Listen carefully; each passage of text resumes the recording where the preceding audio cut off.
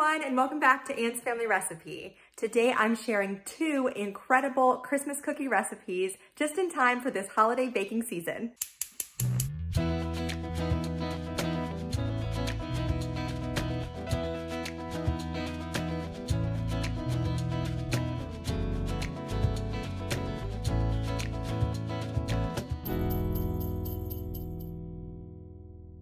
Today's video is a Christmas cookie exchange hosted by Luann over at the channel Heart-Filled Kitchen. Now, this is a whole playlist of amazing Christmas cookie recipe ideas that you can peruse through. I'm going to link to the list in my description box below, along with Luann's video, because as the hostess, she is also offering a giveaway on her channel. To enter her giveaway, you can comment in my comments one of your absolute favorite Christmas cookies, and then make sure you check out the playlist and like all of our Christmas cookie videos. If you found me as part of this Christmas cookie exchange playlist, welcome to my channel. Be sure to subscribe and give my video a thumbs up. Now, without further ado, let's get into these delicious Christmas cookie recipes. All right, are you ready to help me make some oatmeal lace cookies? What are oatmeal lace cookies? Well, they're very thin and they look like lace. And they have oatmeal in them. Oh. And they're sweet and sugary and delicious. Shall we begin? Yes. Okay, so we're gonna cut this recipe in half. So we need 2 tablespoons of flour. And you know what, we're gonna sift it. So there's 1 tablespoon of flour, put it right in there. Right in there, yep. And then number 2. So you scoop it up, then You got it, dude. So just a very little bit of flour, perfect. 1/4 teaspoon salt. And we need a 1/4 teaspoon of baking powder. Can I put it in? Yeah, I would love for you to put it in, please. There you go, okay. I don't think that has much of a smell. Good. Okay, now we're gonna lift this up gently, and then can you tap the edge? Tap, tap, tap. Very good, see how it's sifting through? That way there won't be any lumps. That's perfect, Andrew. Luckily there isn't too much here, because when this is full of flour and stuff, it takes forever to sift, which is why I don't normally sift. But the recipe says you need to, and these are like a very delicate cookie, so I want to make sure I follow the recipe to a T.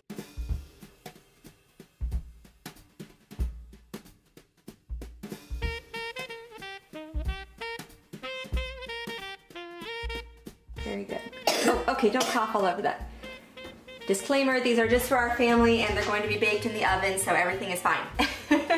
Next, I'm gonna take this stick of unsalted butter and melt it in the microwave. The butter is melted, so I'm gonna pour that in carefully because it's very hot. All right. You can gently start to stir that. Okay, sweetie? And then to that, I'm adding 1 cup of oats. I'm scraping the edges so all the flour. Very good.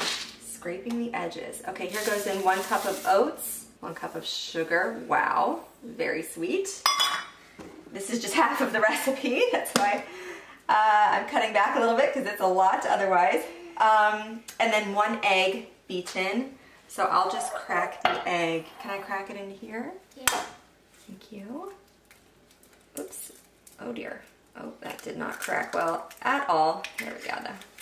So I'm going to whisk this egg, which is so lightly beaten.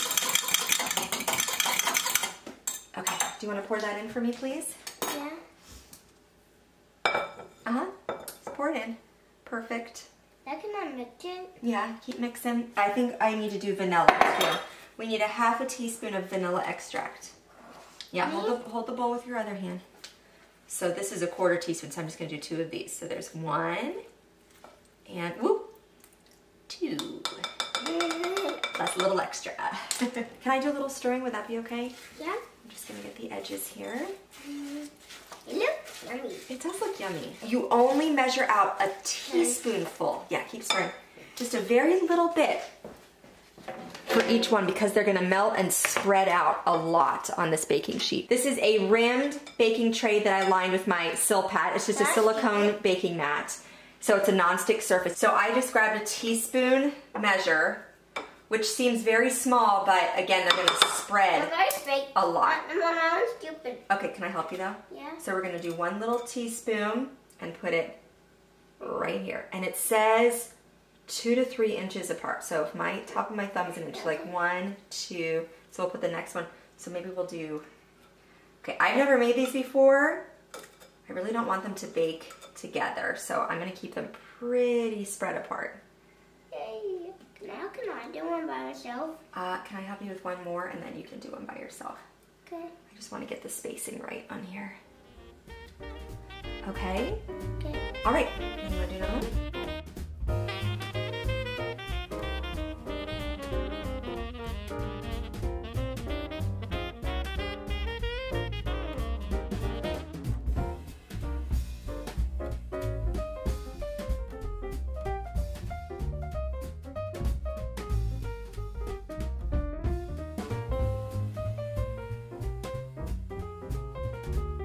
These are going to bake at 350 degrees for 3 to 5 minutes or until they're lightly golden brown.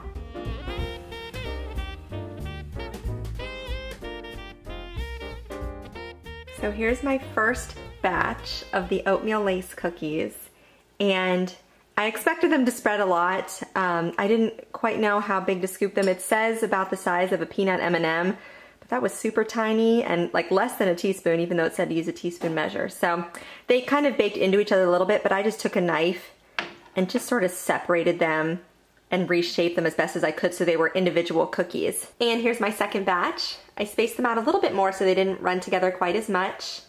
You have to let them cool completely before you can remove them from the pan. So my fingers are crossed that they will actually remove eventually. But I grabbed, you can see over here, it's called a fish turner or a fish spatula. It's very thin at the end, and I thought that would work really well to get these off of the cookie trays once they have completely cooled. You can see up close, they're very lacy looking. Super pretty. And I know they're gonna taste amazing. Here are the oatmeal lace cookies on aluminum foil that I sprayed with baking spray. Pretty similar, although not quite as lacy. They're a little more solid, like a little more opaque, I think. It didn't spread out quite as much, but that might be better for actually removing them from the foil. I also let these go a tiny bit longer, and you can see they really got quite golden.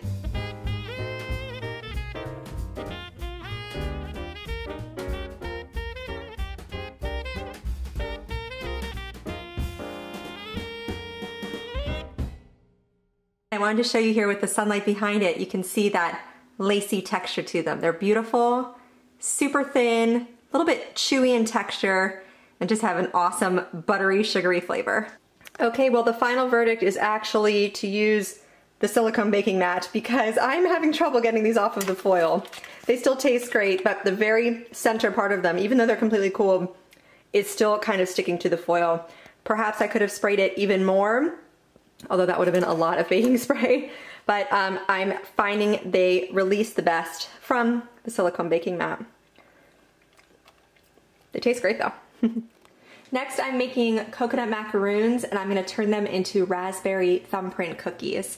So for the coconut macaroon cookies, I'm starting with 3 egg whites in this large bowl, so I'm going to try my best to separate the egg whites from the egg yolk. I typically just pass it back and forth between the shell until all the white is out, and then I'll just separate the yolk out over there. We'll keep going.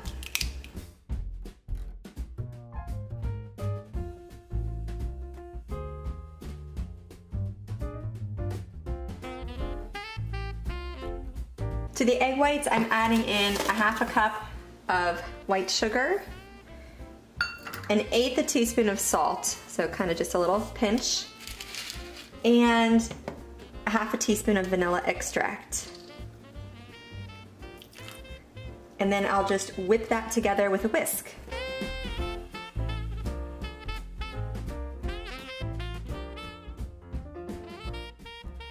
The nice thing about this is you just have to whisk it until it's combined. You don't have to get to stiff peaks or anything. Just combine all the ingredients together, and then we'll fold in the sweetened shredded coconut flakes. Okay, so I literally just realized that the recipe calls for 14 ounces of coconut flakes. It says one bag, one 14-ounce bag.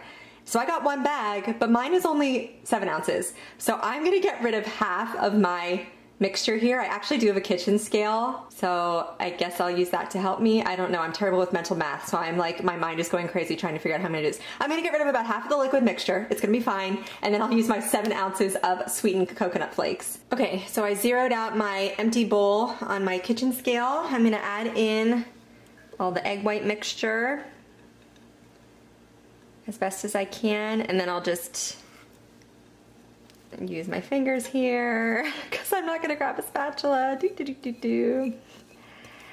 And then I'll just get rid of half of this. So it looks like 6.6 ounces, so we'll go down to 3.3. So we'll leave that aside, use this one in the big bowl, and add in the shredded coconut flakes.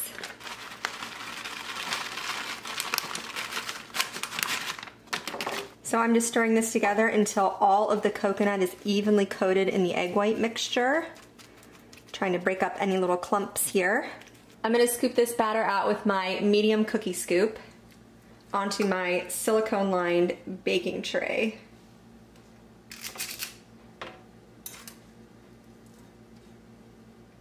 And they don't have to be spaced too far apart because I don't think they spread too much.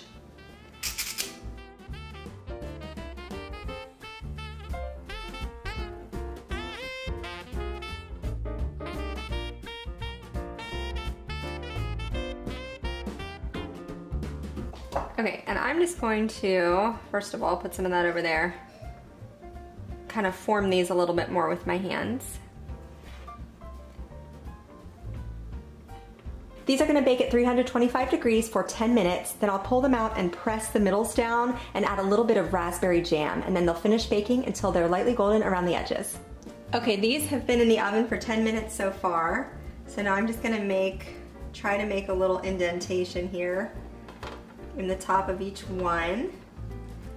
I'm using the back of a half teaspoon measuring spoon.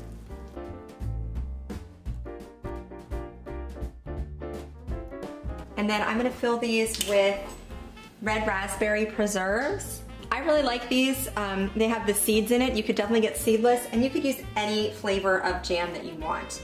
Blackberry would be really good, apricot. Doesn't really matter here. I just think this is gonna make them look even more like Christmassy and festive, particularly with the red colored jam, but also it just gives them more flavor too.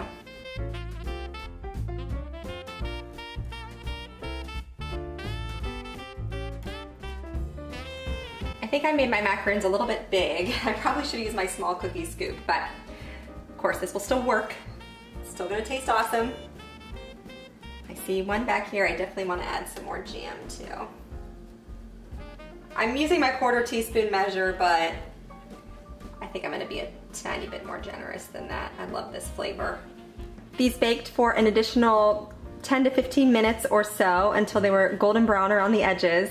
They smell awesome, deliciously coconutty. They're very fluffy, and I think they're going to be amazing. I just have to let them cool, and then I will sample one and let you know. These cookies are so incredible. I love that sweet tart flavor of the raspberry jam. Definitely make these.